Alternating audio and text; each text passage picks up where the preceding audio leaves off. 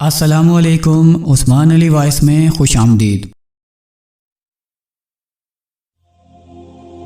مروی ہے کہ آسمان و دنیا میں ابلیس کا پہلا نام عابد تھا اور دوسرے آسمان میں زاہد، تیسرے میں عارف، چوتھے میں ولی، پانچویں میں تقی، چھٹے میں حازن اور ساتویں میں عزازیل تھا، مگر لوح محفوظ پر اس کا نام ابلیس تھا اور یہ اپنے انجام سے بالکل غافل اور بے خبر تھا۔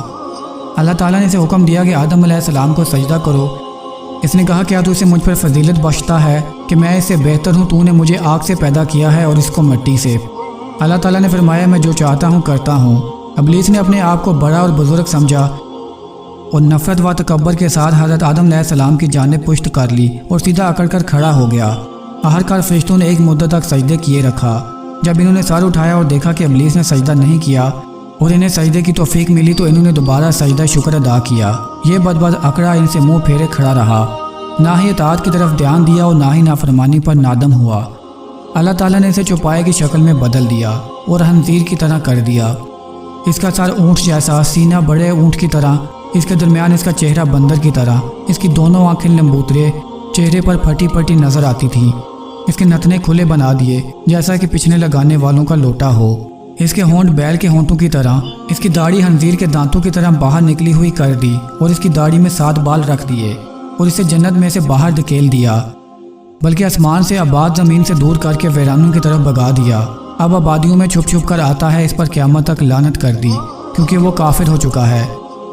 دوستو اب آپ دیکھیں کہ جو شخص نہایت خوبصورت پروں والا، عالم و فاضل، عبادت گزار تھا، فرشتوں کی طرح نیک اور ان میں بزرگ تھا، بلکہ ان سب کا سردار تھا، مگر تکبر کے باعث کوئی چیز اس کے کام نہ آئی۔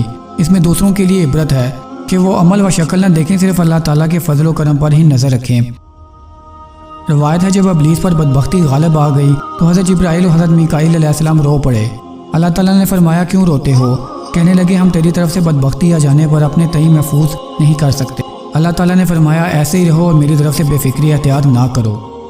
روایت میں آتا ہے کہ قیامت کے دن ابلیس کو لایا جائے گا اور اسے آگ کی کرسی پر بیٹھنے کا حکم دیا جائے گا۔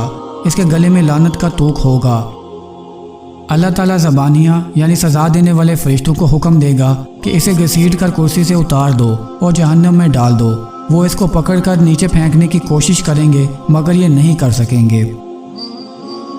پھر اللہ تعالیٰ حضرت جبرائیل علیہ السلام کو 80,000 فرشتوں کے ساتھ مل کر اس کا حکم کریں گے، وہ بھی قادر نہیں ہو سکیں گے۔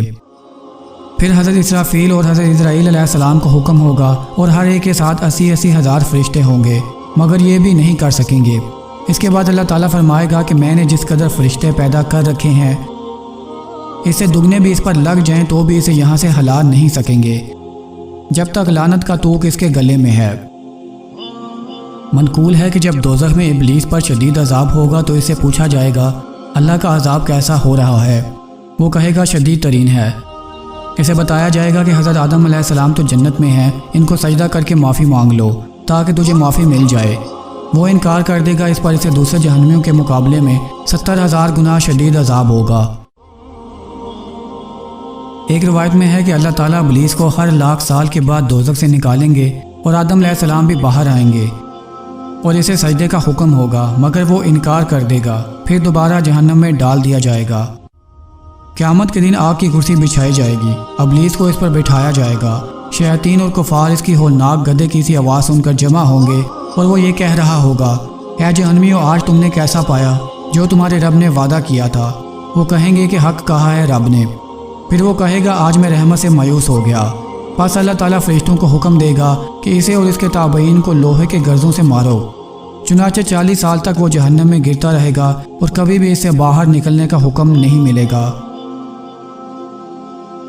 اللہ تعالیٰ آپ کو اور مجھے ایمان پر ثابت قدم رہنے کی توفیق عطا فرمائیں۔ ویڈیو اچھی لگی ہو تو لائک کر دیں، چینل کو سبسکرائب کر دیں اور ساتھ بنے بیل آئیکن کو پریس کر دیں۔